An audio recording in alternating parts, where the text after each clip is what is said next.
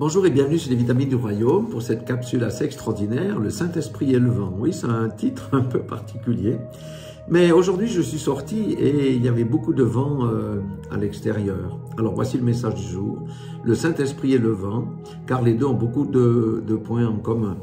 Comme je dis toujours, la première Bible de Dieu n'est pas dans les écrits, elle est dans la nature. Et dans la nature, si nous observons la nature, nous pouvons voir bien des types naturels représenter des types spirituels. Alors, première question, est-ce qu'on peut attraper le vent? Ben, la réponse est bien non, ça souffle, mais je ne peux pas l'attraper. Est-ce qu'on peut attraper le Saint-Esprit? Non, on ne peut pas l'attraper. Par contre, le vent produit des effets. Lorsque le vent souffle, par exemple aujourd'hui, il y a des feuilles des arbres qui tombaient, il y a des branches qui bougent, s'il y a des papiers par terre, ça brasse. Eh bien, le Saint-Esprit, nous pouvons aussi voir les effets du Saint-Esprit de manière concrète dans la vie de quelqu'un. Par exemple, dans les comportements. Dans ses actions, dans la manière dont il parle, ou la manifestation des dons, ce vers quoi il est attiré. Nous pouvons voir des choses concrètes on va dire, de l'existence du vent, mais aussi de l'existence du Saint-Esprit.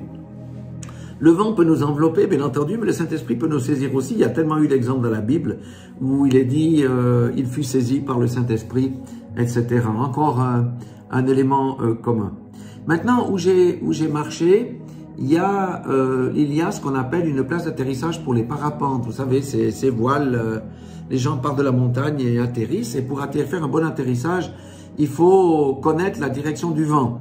Pour ça, on a un poteau et à ce poteau est attaché ce qu'on appelle un manche à air dans lequel, en tissu, dans lequel le vent souffle. Et ça indique si c'est à droite, au nord, à l'est, à l'ouest, etc. Et celui qui se pose, eh bien, peut réaliser un bon atterrissage. Eh bien, c'est la même chose avec le Saint-Esprit. Le Saint-Esprit, c'est lui qui nous donne la direction, qui nous indique le chemin, les bonnes décisions à prendre, etc.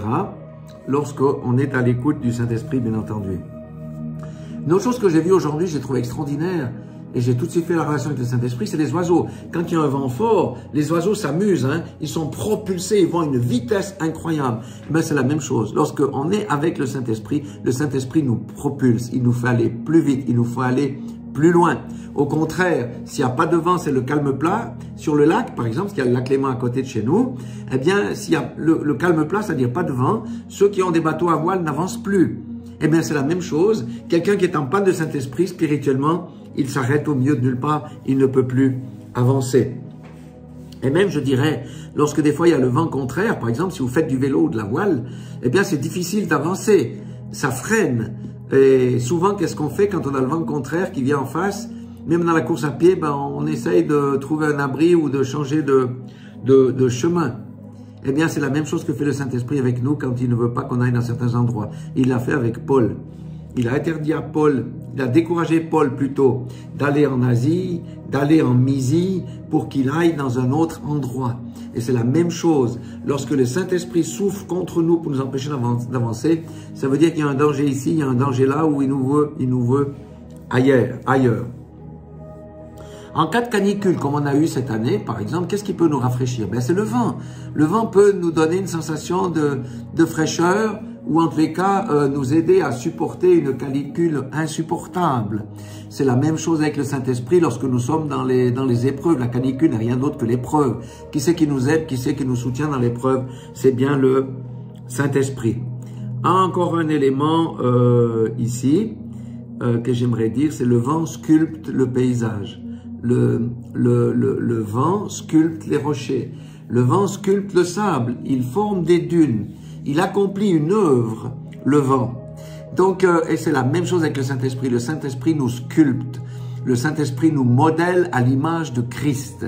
Il est pur, il nous épure, il façonne notre caractère pour que celui qui nous observe puisse voir Christ vivre en nous. Vous voyez, c'est vraiment extraordinaire. Et puis cette fois-ci, c'est le dernier exemple. Ici, on a un vent qui souffle un moment qui s'appelle le fun.